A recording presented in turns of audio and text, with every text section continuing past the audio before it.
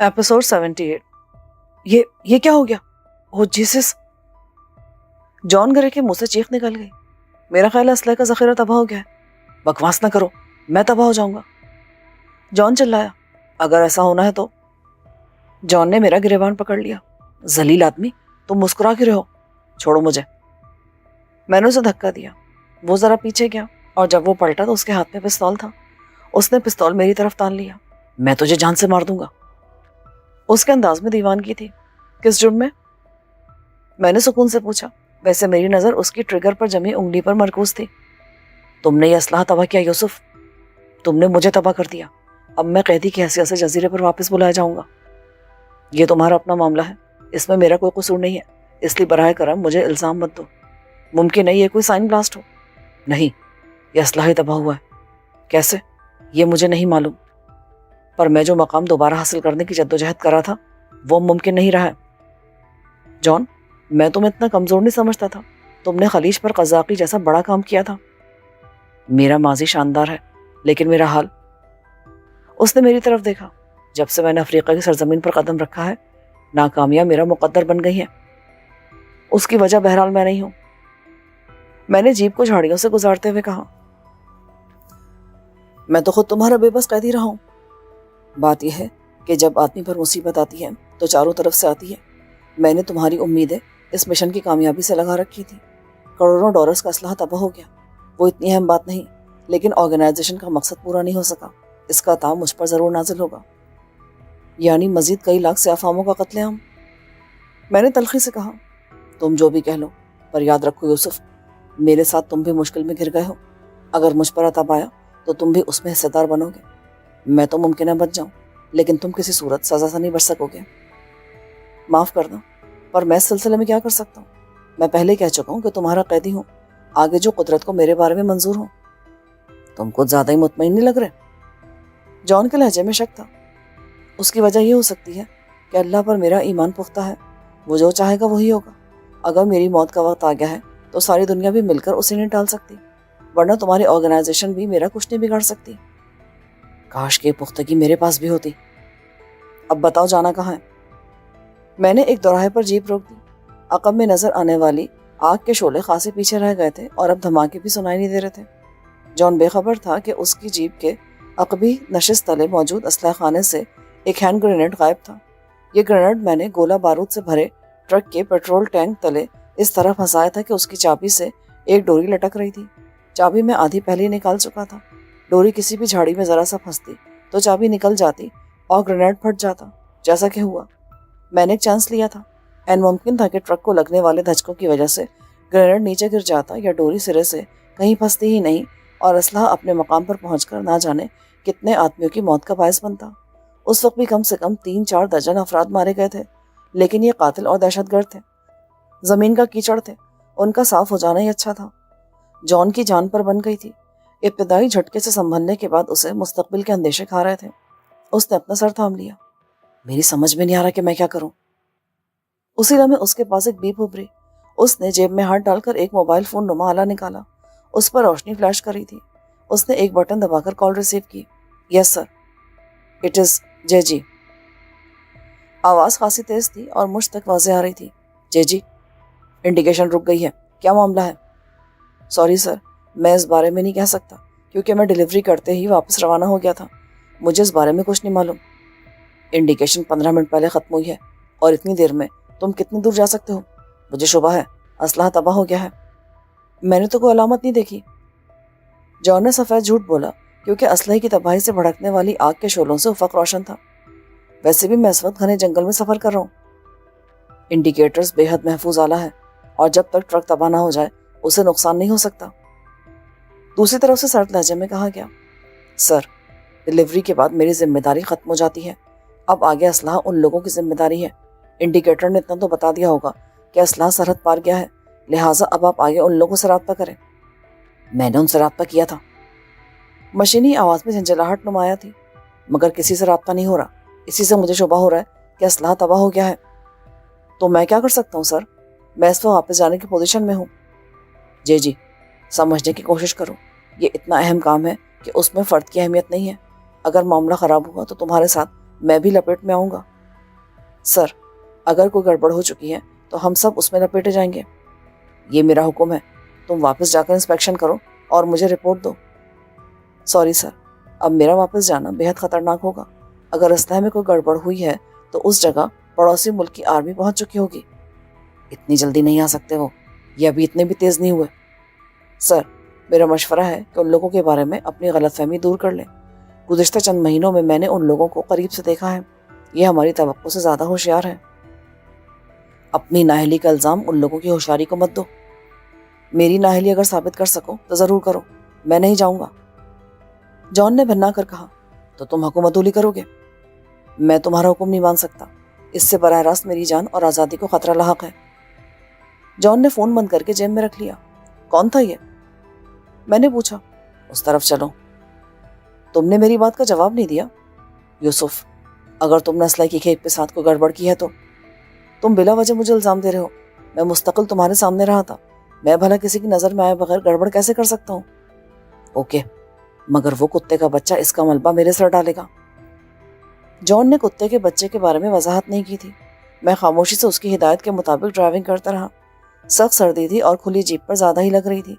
اگر ہم نے گرم کپڑے نہ پہن رکھے ہوتے تو سردی سے برا حال ہو جاتا۔ جان وقفے وقفے سے برانڈی کی چپٹی بوتل سے چسکیاں لے رہا تھا اور مجھے شدت سے کافی کی طلب محسوس ہو رہی تھی۔ اس وقت میں نے سوچا بھی نہیں تھا کہ یہ خواہش اتنی جلدی پوری ہو جائے گی۔ میرا خیال تھا کہ ہم صبح تک سفر ہی کرتے رہیں گے۔ 3 بجے کے قریب اچانک میں نے ہوا میں نمی محسوس کی اور چند منٹ بعد ہلکی بوندا باندی شروع ہو گئی۔ مارے گئے، کل ہماری لاشیں جیپ کی سیٹوں پر مسکراتی ہوئی ملیں گی۔ میں نے کرا کر کہا، اس طرف چلو، آگے کی عمارت ہے، شاید وہاں ہمیں پناہ مل جائے۔ میں نے جان کے بتائے ہوئے راستے پر جیپ دوڑا دی۔ اس وقت ہم کسی قدر ہموار جنگل سے گزر رہے تھے۔ یہاں پر درخت سلیقے سے لگے تھے، لگتا تھا کہ کوئی انسانی ہاتھوں سے اگایا جنگل ہے۔ جان نے تصدیق کی، یہ جنگل یہاں رہنے والی راہبہ مدارین نے اگایا ہے، وہ گزشتہ 50 سال سے یہاں رہ رہی ہے۔ تم لوگ بھی خوب ہو، ایک طرف انسانوں کو ایک دوسرے کو مارنے کے لیے اسلحہ دیتے ہو، دوسری طرف طبی وقت بھیج کر ان کے زخموں کا علاج کرتے ہو، ان کے معدنی وسائل شیر مادر سمجھ کر پی جاتے ہو اور ان کے جنگلوں کو بھی بچاتے ہو، کیونکہ بالآخر یہ ہمارے ہی کام آئیں گے۔ میرا بھی یہی خیال ہے، اس لیے تم لوگوں کو انسانوں سے زیادہ جانوروں اور ماحول کا خیال رہتا ہے، بشرطے کہ انسان غیر سفید فام ہو۔ جان گرے چپ رہا۔ ذرا دیر بعد ہم ایک چوبی عمارت کے سامنے کھڑے تھے۔ برآمدے میں جا کر ہم بارش سے محفوظ ہو گئے تھے، لیکن سردی یہاں بھی بلا کی تھی۔ جان نے وہاں لٹکتی زنجیر کھینچی، اندر کہیں گھنٹی بجنے کی آواز آئی۔ جان گرے، یہ بڑی بھی اعتماد کے قابل ہے، کیونکہ اب تک میں تمہارے جن دوستوں سے ملتا آیا ہوں انہوں نے وقت پڑنے پر تمہارے پیٹ میں خنجر گھونپنے میں ذرا بھی تاخیر نہیں کی ہے۔ بکو مت، مدارین بہت اچھی عورت ہے، اس سے میرے خاصے عرصے سے جان پہچان والے تعلقات ہیں۔ اب تو میرا شبہ اور بھی بڑھ گیا ہے۔ میں نے سردہ بھری۔ جان نے مجھے خوخار نظروں سے گھورا لیکن بولا کچھ نہیں، کیونکہ اسی لمحے دروازہ کھلا اور ایک سیاہ فام بوڑھے نے باہر جھانک کر پوچھا، کون ہے؟ وہ سامنے دیکھ رہا تھا مگر ہم ایک طرف کھڑے تھے۔ مازن، میں ہوں جان گرے۔ جان نے آہستہ سے کہا، اوہ ماسٹر گرے، کتنے عرصے بعد آئے ہو تم؟ اگر میں غلطی نہیں کر رہا ہوں تو پورے 2 سال اور 6 مہینے بعد آئے ہو۔ سیاہ فام بوڑھے نے خوشی سے کہا، تمہاری یادداشت مثالی ہے، کیا مداری نے آرام کری ہے؟ بے شک، لیکن ان کا یہ خادم ان کے مہمانوں کی خدمت کے لیے ہر وقت مستعد رہتا ہے۔ میرا خیال ہے تمہارے ساتھ کوئی اور بھی ہے ماسٹر۔ اتنی دیر میں مجھے اس کے نابینا ہونے کا علم ہو گیا تھا۔ اس کی یادداشت ہی نہیں، سننے کی صلاحیت بھی خاصی تیز تھی۔ اس نے میری سانسوں کی معمولی سی آواز سے اندازہ لگا لیا تھا کہ وہاں جان کے علاوہ بھی کوئی ہے۔ یہ میرا ایک دوست ہے۔ Welcome master. وہ ذرا پیچھے ہو گیا۔ میں بھی کتنا احمق ہوں، اتنی دیر سے آپ کو یہاں سردی میں کھڑا کیے رکھا ہے۔ اندر آؤ ماسٹر، اپنے دوست کو بھی لے آؤ۔ مدر کے شدائیوں کے لیے مازن کی جان بھی حاضر ہے۔ عمومی سیاہ فاموں کی طرح یہ بڈھا بھی بلا کا باتوں نہیں لگتا تھا۔ راستہ ملتے ہم اندر گھس گئے۔ باہر بلا کی سردی کے مقابلے میں عمارت اندر سے خاصی گرم تھی اور راہداری میں ہی ہمیں سکون ملا تھا۔ مازن ہم لوگوں کی رہنمائی کرنے لگا۔ باہر سے عام نظر آنے والی یہ عمارت اندر سے خاصی بڑی ثابت ہوئی تھی۔ مازن ہمیں ایک راہداری سے گزار کر ایک بڑے سے کمرے میں لایا جو نشست کا لگ رہا تھا۔ وہاں ایک طرف الگ سے انگیٹھی نما کوئی شے روشن تھی۔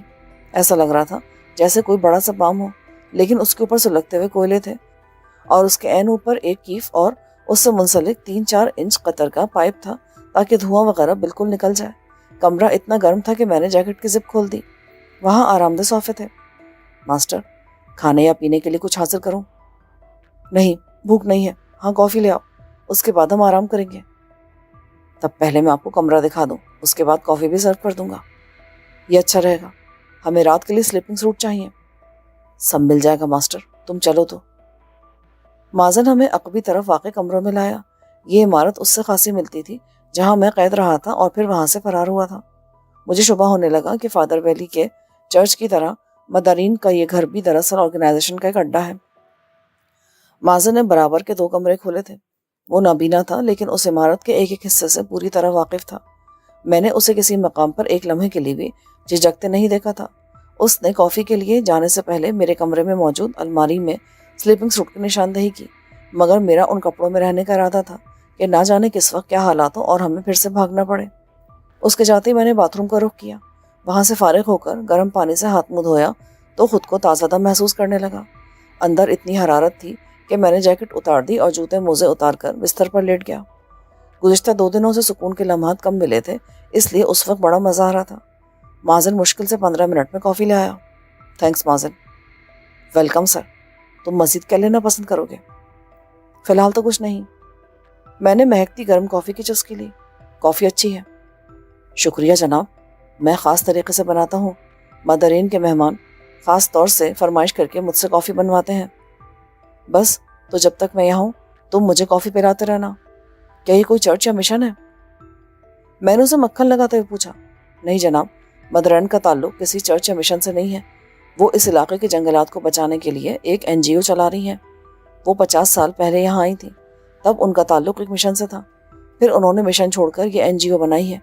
ان کی کوششوں سے یہاں کے جنگلات پھر سے ہرے بھرے ہو گئے ہیں اور یہ مقامی لوگوں پر مدرین کا احسان ہے۔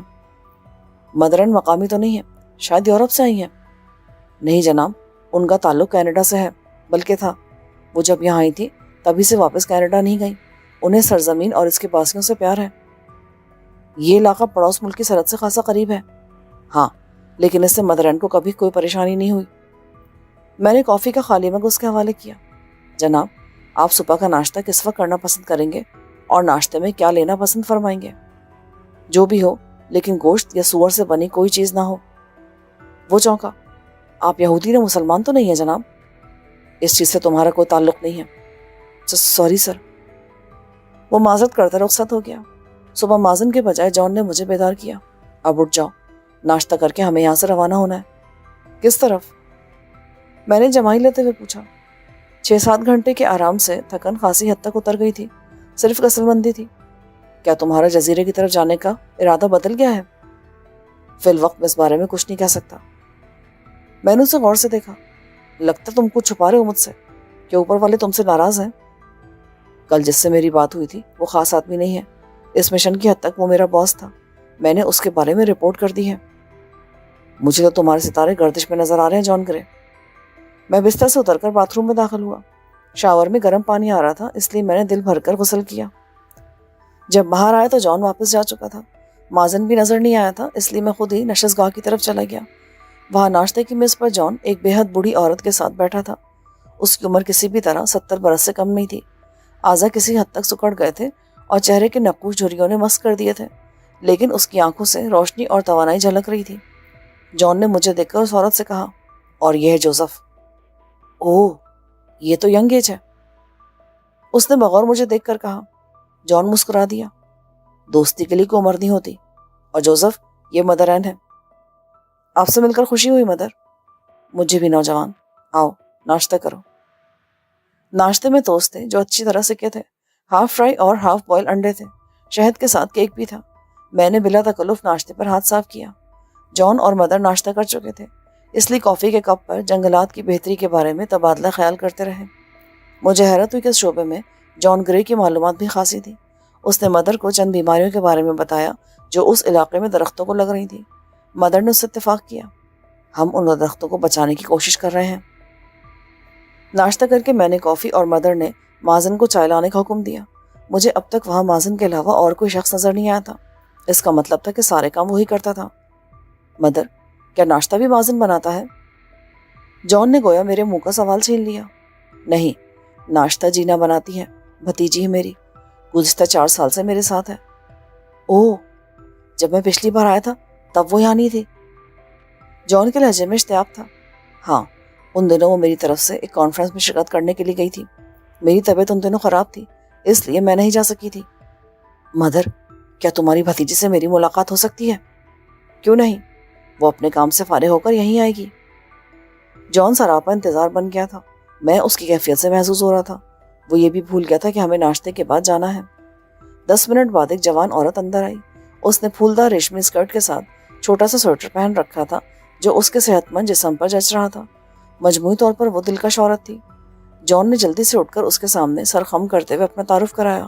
مس، مجھے جان گرے کہتے ہیں، جینا بینمن۔ وہ مسکرائی تو اس کے ہموار سفید دانت چمکنے لگے۔ اس نے مسافر کے لیے ہاتھ آگے کیا جو جان نے نزاکت سے چھو کر چھوڑ دیا۔ میں نے سر کے اشارے سے ہیلو کو کافی سمجھا۔ جان نے بادل ناخواستہ میرا تعارف کرایا کیونکہ وہ خاصی دلچسپی سے مجھے دیکھ رہی تھی۔ Joseph, my friend. محض جان کو چڑھانے کے لیے میں نے اس کے بڑھتے ہوئے ہاتھ کو تھام کر ہونٹوں سے لگا لیا۔ اس نے ہاتھ چھڑانے کی کوشش نہیں کی۔ چند سیکنڈ بعد میں نے خود ہی چھوڑ دیا۔ Nice to meet you. وہ پھر مسکرائی۔ مدر نے تمہارا ذکر کیا تھا۔ مازن، میرا ناشتہ لے آؤ۔ وہ بے دلی سے بولی۔ میں نے اٹھ کر بڑی کھڑکی سے باہر دیکھا۔ موسم سرمئی ہو رہا تھا۔ مدر نے جان سے کہا، میرا خیال ہے آج تم رک جاؤ، طوفان آنے کی پیشن گوئی ہے۔ وہ ہچکچایا۔ مدر، ہمارا جانا ضروری ہے۔ اس موقع پر جینا نے اچانک التفات سے اپنا ہاتھ جان کے شانے پر رکھ دیا۔ مسٹر جان گرے، تم رک جاؤ۔ اس موسم میں سفر کرنا واقعی درست نہیں ہوگا، اور پھر میں بھی کچھ دیر کے لیے انجوائے کر سکوں گی۔ ہاں بھائی، میں ایسے کمپنی نہیں دے سکتی، یہ نوجوان آدمیوں کا کام ہے۔ مدر مسکرا کر بولی۔ جان کو ملک الموت بھی لے جانا چاہتا تو وہ نہ جاتا۔ جینا نے اس انداز میں روکنے کو کہا تھا۔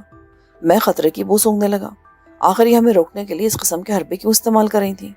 جینا چند لمحے پہلے تک جان سے لاتعلق نظر آ رہی تھی، اور اس نے اچانک ہی اپنا انداز بدل لیا تھا۔ اس کے لہجے میں درخواست سے زیادہ انداز محبوبی تھا، اور جان فوری طور پر رشتہ ختمی ہو گیا تھا۔ اس نے سابقہ بیان تبدیل کرتے ہوئے اپنے جانے کو غیر اہم قرار دیا۔ مدر، میں بھی سوچ رہا ہوں کہ موسم بہتر ہونے کے بعد ہی یہاں سے نکلیں۔ میں نے کھنکار کر کہا، شاید تم بھول رہے ہو، ہمارا جانا ضروری ہے۔ اتنا بھی ضروری نہیں ہے۔ خراب موسم میں کہیں پھنس گئے تو یہ پریشانی کی بات ہوگی۔ ہمارے پاس سامان اور کپڑے بھی نہیں ہیں۔ ینگ مین، جینا نے اسی لگاوٹ سے میری طرف دیکھا۔ تمہاری زندگی ہر کام سے قیمتی ہے، موسم بہتر ہو تو چلے جانا۔ فیصلہ مجھے کرنا ہے۔ جان جذب ہو کر بولا، میں نے فیصلہ کر لیا ہے، ہم موسم بہتر ہونے تک نہیں جائیں گے۔ جیسے تمہاری مرضی۔ جان نے فاتحانہ نظروں سے جینا کی طرف دیکھا، جیسے مجھ سے بات منوا کر اس نے کوئی بڑا کارنامہ سر انجام دیا ہو۔ تم دونوں کو بلیئر سے دلچسپی ہے؟ میرا اندازہ تھا کہ اپنی بے داغ جلد اور متناسب بدن کے باوجود جینا کم سے کم 35 برس کی تھی۔ جان نے سر ہلایا۔ میں مونٹی کارلو میں کئی اعزازات حاصل کر چکا ہوں۔ میں نے کم کھیلا ہے۔ میں نے جواب دیا، میرے ساتھ آؤ، میں بھی بس دلچسپی کی وجہ سے کھیلتی ہوں۔ وہ ہم ایک بڑے کمرے میں لائی جہاں وسط میں سنوکر کی ٹیبل لگی تھی۔ پہلا میچ جان اور جینا کے درمیان طے پایا، اور جان اس طرح اس کام میں مشغول ہو گیا جیسے اس سے زیادہ ضروری کام کوئی نہ ہو۔ میں محسوس کر رہا تھا کہ وہ وقت ضائع کر رہا ہے۔ اگر دشمن یعنی آرگنائزیشن والے ہماری لوکیشن سے واقف ہو گئے تو وہ ہمیں گھیر لیں گے۔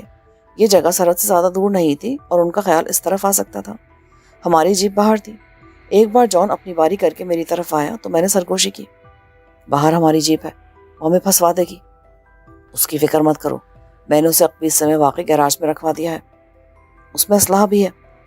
وہ خانے اب کسی سے نہیں کھولیں گے، اور فکر مت کرو، اول تو میری تلاش کی نہیں جائے گی، اور اگر کسی نے کی بھی تو اس طرف کا خیال نہیں آئے گا، اور آ بھی گیا تو مازن ہمارا پتہ نہیں بتائے گا۔ وقت آنے پر ہم یہاں پر روپوش بھی ہو سکتے ہیں۔ کسی تیسرے کی موجودگی میں سرگوشیاں کرنا اچھی بات نہیں ہے۔ جینا نے کیو پر ضرب لگاتے ہوئے بلند آواز سے کہا، سوری، میرا ساتھی اس کام کے سلسلے میں پریشان ہے جو ہمارے نہ جانے سے ادھورا رہ جائے گا۔ جان سراپا معذرت بن گیا، کام تو ہوتے رہتے ہیں۔ دوپہر کے کھانے سے پہلے سوئمنگ کے بارے میں کیا خیال ہے؟ یہاں نیچے تہہ خانے میں ایک گرم سوئمنگ پول بھی ہے، میرا زیادہ وقت نہیں گزرتا ہے۔ جان کی باتیں کھل گئیں۔ اس نے بے تکلفی سے کہا، شاید اس وجہ سے تمہارے فکرز متناسب ہیں۔ ہاں، میں باقاعدگی سے سوئمنگ اور ایکسرسائز کرتی ہوں۔ کیا یہاں جمنیزیم ہے؟ اس بار میں نے دلچسپی سے پوچھا۔ ہاں، نیچے تہہ خانے میں ہی ہے۔ کیا تم سوئمنگ کرو گے؟ میں جمنیزیم کو ترجیح دوں گا، میں نے رکھائی سے کہا۔ در حقیقت مجھے ورزش سے بھی دلچسپی نہیں تھی، مگر میں جان کو اپنی آنکھوں سے اوجھل نہیں ہونے دینا چاہتا تھا۔ میری چھٹی حص اشارہ دے رہی تھی کہ جان نے میرے سوئمنگ نہ کرنے کا سن کر اطمینان کا سانس لیا تھا، اور میں اس کی عقل کو روکا رہ گیا تھا۔ وہ مجھ سے بہتر جانتا تھا کہ ہم کس قسم کے خطرات میں گھرے ہیں۔ اس کے باوجود اسے اٹکیلیاں سوچ رہی تھیں۔ میرے پاس پستول تھا، البتہ جان مجھے نہتا لگ رہا تھا۔ اس نے پینٹ اور شرٹ کے اوپر بٹنوں والی واسکٹ پہن رکھی تھی، اور اس کے لباس میں کہیں بھی کسی ہتھیار کا ابھار نظر نہیں آ رہا تھا۔ البتہ اس نے اندر کہیں چھپا رکھا ہو تو مجھے پتہ نہیں، لیکن کچھ دیر بعد اس کی تصدیق ہو گئی کہ وہ نہتا تھا۔ اس نے اجلت میں کھیل ختم کیا۔ جان کی بےتابی کی وجہ سمجھ میں آ رہی تھی۔ وہ اس گل بدن کا بدن دیکھنے کے لیے مرا جا رہا تھا، لیکن جینا کی بےتابی میری سمجھ سے باہر تھی۔ کچھ دیر بعد ہم عمارت کے تہہ خانے میں تھے۔ اس کا فرش اور دیواریں پتھر سے تعمیر شدہ تھیں، جبکہ اوپر کا سارا حصہ لکڑی کا بنا تھا۔ عمارت کو سہارا دینے والے درختوں کے موٹے اور مضبوط تنوں کے ستون تہہ خانے کے فرش میں پیوست تھے۔ ایک طرف 12x15 کا پول تھا، جس کے گرم پانی سے ہلکی سی بھاپ اٹھ رہی تھی۔ دوسری طرف جمنیزیم تھا، جس میں ورزش کرنے کی جدید ترین مشینیں نصب تھیں۔ جان نے اشتیاق سے جینا کی طرف دیکھا۔ چینج کہاں کرنا ہے؟ وہاں لاکر روم ہے۔ جینا نے اشارہ کیا اور جان کے جانے کے بعد میری طرف متوجہ ہوئی۔ تم بھی آؤ، ہم نیکڈ سوئمنگ کریں گے۔ میں چونکا۔ سوری، مجھے سوئمنگ سے صرف دلچسپی ہی نہیں ہے۔ اس کی بات سن کر مجھے سخت کوفت ہوئی تھی۔ دیکھنے میں وہ اچھی خاصی باوقار عورت لگتی تھی، لیکن اس وقت ہمارے ساتھ اس کا رویہ کسی تھرڈ کلاس طوائف جیسا تھا، جو ہر قیمت پر ہمیں رجانا چاہتی تھی اور اس کے لیے کچھ بھی کرنے کو تیار تھی۔ جان نیکر میں ملبوس باہر آیا تو وہ ہنستی مسکراتی لاکر روم کی طرف چلی گئی۔ اس کے جاتے میں نے جان کا شانہ دبوچ لیا۔ پیارے، مجھے خطرے کی بو آ رہی ہے۔ یہ عورت کچھ زیادہ ہی مہربان ہو رہی ہے۔ ابھی اس نے مجھے دعوت دی ہے کہ اس کے ساتھ نیکڈ سوئمنگ کریں۔ تمہیں آفر دی ہے؟ جان فکر مند ہو گیا۔ میں بنا گیا۔ احمق آدمی، وہ اس طرح زیادہ سے زیادہ دیر ہمیں روکنا چاہ رہی ہے۔ جان نے نفی میں سر ہلایا۔ میں مدر اینڈ پر شک کرنے کے لیے تیار نہیں ہوں، اور یہ اس کی بھتیجی ہے، جو خوش قسمتی سے خوبصورت عورت بھی ہے۔ جان، تم عمر کے اس دور سے گزر چکے ہو جب حسین چہرے چاند نظر آتے ہیں۔ اوہ پلیز، میری تفریح غارت مت کرو۔ اتنے عرصے بعد تو کوئی ڈھنگ کی عورت ملی ہے جو مہربانی ہے۔ مرضی ہے تمہاری، اب تم آنکھ بند کر کے تفریح کرنا چاہتے ہو تو تمہاری مرضی، ورنہ اس کا رویہ شروع میں جیسا تھا وہ تم نے بھی دیکھا ہے۔ آخر یہ تم پر اس قدر مہربان کیوں ہو گئی ہے؟ جان مسکرا دیا۔ پہلے اس کی مہربانی سے فیضیاب ہو جاؤں، پھر سوچوں گا، بشرطے کہ تم اس وقت تک جہنم رسید نہ ہو گئے ہو۔ جان نے سنا ہی نہیں، کیونکہ اسی لمحے جینا لاکر روم سے نکلی۔ اس نے ایک باتھنگ گاؤن پہن رکھا تھا جو اس کی رانوں تک آ رہا تھا۔ جان باچے پھیلاتا اس کی طرف لپکا۔ اس کا خیال تھا کہ جینا نے باتھنگ گاؤن کے نیچے کچھ نہیں پہن رکھا، لیکن پول کے پاس آ کر اس نے گاؤن اتارا تو نیچے 1 پیس کا سوئمنگ سوٹ تھا۔ اس نے پول میں چھلانگ لگائی تو جان مجھے کھا جانے والی نظروں سے دیکھتا ہوا اس کے پیچھے کود گیا۔ میں مسکرا دیا۔ میں نے جیکٹ اتار کر پاس ہی رکھی اور جاگنگ مشین چلا دی۔ 1 گھنٹے تک میں مختلف ورزشیں کرتا رہا اور در حقیقت انتظار کرتا رہا کہ کب جان اپنی شوخیوں سے فارغ ہوتا ہے۔ میں دیکھ رہا تھا کہ وہ جینا کی قربت کے دل کھول کر فائدے اٹھا رہا تھا۔ وہ بھی اعتراض نہیں کری تھی۔ آخر وہ پول سے نکل آئی اور بال جھٹکتی میری طرف آئی۔ اب تیراکی کے بارے میں کیا خیال ہے؟ وہی جو پہلے تھا۔ وہ ذرا آگے آ کر دھیمی آواز میں بولی۔ کیا میں تمہیں اچھی نہیں لگ رہی؟ تم نے مجھے اس کے حوالے کر دیا۔ میں نے کسی کو کسی کے حوالے نہیں کیا، تم خود جان کی طرف متوجہ ہوئی تھی۔ مجھے اس بڈھے میں کوئی دلچسپی نہیں ہے، وہ خود زبردستی مجھ سے چپکا جا رہا ہے۔ یہ بھی تمہارا ذاتی مسئلہ ہے، میں اس سلسلے میں کیا کر سکتا ہوں؟ مجھے تم میں دلچسپی ہے اور میں نے اس وجہ سے تم لوگوں کے رکنے پر اصرار کیا۔ مجھے کیا پتا تھا کہ یہ فرقتہ ہو جائے گا۔ ویسے جان اس قدر برا آدمی نہیں ہے، وہ جیسا بھی ہو، پر مجھے اس میں کوئی دلچسپی نہیں ہے۔ میں تمہاری کمپنی چاہتی ہوں، اگر تم پسند کرو تو تمہارے بیڈ روم میں آ جاؤں۔ اس کی ضرورت نہیں ہے، البتہ جان گرے، اس کتے کا نام نہ لو میرے سامنے۔ وہ میرا جسم دیکھنے کے لیے مرا جا رہا ہے، بار بار منت کرا تھا کہ میں سوئمنگ سوٹ اتار دوں، تو اس میں خفا ہونے والی کیا بات ہے؟ تم نے تو مجھے اس بارے میں یہی کہا تھا اور تم نے اسے بتا دیا۔ کیا تمہیں ڈر نہیں لگتا کہ میں ساری باتیں اسے بتا دوں گا؟ وہ مسکرائی۔ تم نہیں بتا سکتے کیونکہ وہ شیخی میں آ کر مجھے بتا چکا ہے کہ تم اصل میں اس کے قیدی ہو۔ کیا یہ بات درست ہے؟ درست ہے، میں جان گرے کا قیدی ہوں۔ تم قیدی ہو اس کے؟ پر کیسے؟ تم بھاگ کیوں نہیں جاتے؟ کیونکہ میری بعض کمزوریاں اس کے ہاتھ میں ہیں. اگر میں بھاگنے کی کوشش کروں گا تو مجھے زیادہ نقصان ہوگا. کیا میں تمہاری مدد کروں؟ اس نے رازدارانہ انداز میں پوچھا. یہ تمہارا مسئلہ نہیں ہے. بہتر ہے کہ اس سے الگ رہو. جان کے ظاہر پر مت جاؤ. وہ خطرناک آدمی ہے. اپنی راہ میں آنے والوں کو بڑی بے دردی سے ہٹا دیتا ہے. میری مثال تمہارے سامنے ہے. میں بظاہر آزاد ہوں اور چاہوں تو فرار بھی ہو سکتا ہوں، لیکن جان نے میرے ارد گرد اندیکھی دیواریں کھڑی کر دی ہیں. میں ایسی زنجیروں میں جکڑا ہوا ہوں جو کسی کو بھی نظر نہیں آتی. جینا نے بے یقینی سے جان کی طرف دیکھا جو پول کی سطح پر چت اور ساکت پڑا تھا. شاید تو مبالغہ آرائی کرے ہو. مبالغہ آرائی؟ مس جینا، اس نے ایک ایسی پھول جیسی لڑکی کو مرنے پر مجبور کر دیا تھا جس کا قصور صرف اتنا تھا کہ اس نے اپنے مالک کے مہمان کے ساتھ بیٹھ کر کھانا کھایا تھا. اوہ نو! اس کی آنکھیں پھیل گئیں. یہ صرف ایک مثال ہے. اس شخص اور اس کے معاملات سے تم جتنا دور رہو تمہارے لیے اتنا ہی بہتر ہے. بلکہ ہمیں جانے دو. نہیں، میں کم سے کم آج کی رات تمہیں تو نہیں جانے دوں گی، اور اب میں اس کے سامنے تم سے چہلے کروں گی. سوری مس جینا، مجھے افسوس ہے. کیا تم اسے ڈرتے ہو؟ نہیں، میں تمہارے لیے ڈرتا ہوں. وہ میرا بال بھی باقا نہیں کر سکتا، لیکن دوسروں کو بہرحال اس سے ڈرنا چاہیے. آگے تمہاری مرضی. اسی لمحے جان پول سے نکل کر ہماری طرف آیا. بڑی لمبی بات ہو رہی ہے. میں مس جینا کو تمہارے بارے میں بتا رہا تھا. تم نے بھی مس جینا کو میرے بارے میں کچھ بتایا ہے نا؟ جان گڑبڑایا، پھر ہنسنے کی کوشش کی. مس جینا، میں نے تو مذاق کیا تھا اور تم سچ سمجھی. لیکن میں نے مذاق نہیں کیا تھا. تمہارا مطلب ہے تم نے سب درست بتایا ہے؟ جینا نے خوفزدہ نظروں سے جان کی طرف دیکھا. اس نے بھی درست بتایا ہے. میں نے سنجیدگی سے کہا. پلیز جوزف، یہ تم کیا کر رہے ہو؟ جان تقریباً گھگھیایا. میں اچانک ہنس دیا. میں ذرا طویل مذاق کر رہا تھا. مس جینا، تم انجوائے کرو. جینا کا اڑا ہوا رنگ بحال ہونے لگا اور جان نے بھی سکون کا سانس لیا. میں نے جیکٹ پہنی. لنچ میں کیا ہے؟ میں نے چکن سوپ بنایا ہے، بس اسے فائنل ٹچ دینا ہے. ویسے تمہیں بھوک لگ رہی ہے تو میں سینڈوچ بھی بنا دوں گی. اگر ایگ سینڈوچ ہو تو بہتر ہے، اور میرے لیے اسٹیک بنا دینا. جان نے مداخلت کی. اوکے. جینا نے سرد لہجے میں کہا اور گاؤن لے کر لاکر روم کی طرف چلی گئی. تم میرا کام خراب کر رہے ہو. جان غرایا. تم اپنا کام خود خراب کر رہے ہو. مجھے تمہاری بچکانہ حرکتیں کھل رہی ہیں. ہمیں فوراً سے پیشتر یہاں سے چلے جانا چاہیے. وہ کس خوشی میں؟ جان، خدا کے لیے سنجیدہ ہو جاؤ. کیا تم نے اس سے پہلے کبھی کوئی عورت نہیں دیکھی؟ جزیرے میں جینا سے کہیں زیادہ حسین عورتیں تمہارے پاس ہوتی تھیں، مگر اس جگہ جینا کے علاوہ کوئی اور محال ہے. اس جگہ تمہارے دشمن بھی ہیں، وہی کافی ہوں گے. اوپر چل کر اس ناظرین کے ہاتھ کا بنا کھانا کھاتے ہیں. کہیں وہ تمہارا آخری کھانا نہ ہو. میں نے جل کر کہا. جان جیسے گھاک شخص سے مجھے اس رویے کی توقع نہیں تھی.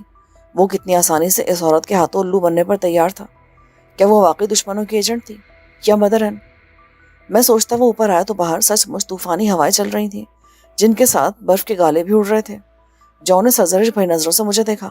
دیکھا تم نے؟ انہوں نے درست کہا تھا. موسم دیکھ کر طوفان کی پیشن گوئی کوئی بچہ بھی کر سکتا تھا.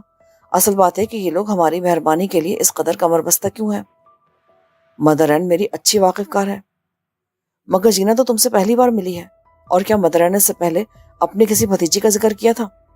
نہیں. جان نے غور کیا. لیکن یہ ضروری نہیں تھا کہ وہ مجھ سے اپنی کسی بھتیجی کا ذکر کرتی. آخری بار جب تم مدر این سے ملے تو اس کی حالت کیسی تھی؟ بظاہر تو ٹھیک تھی. اور جینا نے کیا عذر پیش کیا تھا اپنی یہاں پر غیر موجودگی کا؟ بھائی انسان کی طبیعت خراب بھی ہو جاتی ہے. جان نے مدافعانہ انداز میں کہا. اسی لمحے میری نظر مازن پر پڑی جو نہ جانے کب خاموشی سے آ کر نشستگاہ میں آ گیا تھا. جیسے اسے احساس ہوا کہ ہم چپ ہو گئے ہیں اس نے کمال ہوشیاری سے بات بنائی. ماسٹر، آپ لنچ کس وقت کرنا پسند کریں گے؟ جان نے میری طرف دیکھا. 10 منٹ بعد لے آؤ. مازن سر جھکا کر چلا گیا. دیکھا، اس نے چپکے سے ہماری ساری باتیں سن لی ہیں. اب یہ جا کر جینا یا مدر این کو بتائے گا. جان بھی فکر مند ہو گیا. جان، اب بھی وقت ہے، یہاں سے نکل چلو. نہ جانے کیوں مجھے لگ رہا ہے کہ اگر ہم کچھ اور دیر یہاں ٹھہرے نا تو پھر کبھی نہیں جا سکیں گے. اگر کوئی خطرہ ہے بھی تو تم اسے زیادہ شدت سے محسوس کر رہے ہو. اس موسم میں کوئی اس طرف نہیں آئے گا. جیسے ہم کہیں اور نہیں جا سکتے. ہم جا سکتے ہیں. یہ معمول کا برفانی طوفان ہے. لندن میں سے کہیں زیادہ شدید طوفان میں نے معمول کی زندگی میں دیکھا ہے، اور سب کام بھی جاری رہتے ہیں. لیکن وہ لندن ہوتا ہے. جینا اندر داخل ہوئی۔ اس نے ٹرے چھوٹی سی ڈائننگ ٹیبل پر رکھی۔ مگر اس علاقے میں یہ معمولی سا طوفان بھی خطرناک ہے۔ راستے برف سے ڈھک جاتے ہیں، گڑھوں کی سطح پر جمی برف دھوکہ دے جاتی ہے اور آدمی انجانے حادثے کا شکار ہو جاتا ہے۔ لگتا کہ تم ہماری باتیں سن رہی تھی۔ نہیں، بس آتے ہوئے اتفاق سے سن لیا۔ آؤ لنچ کریں۔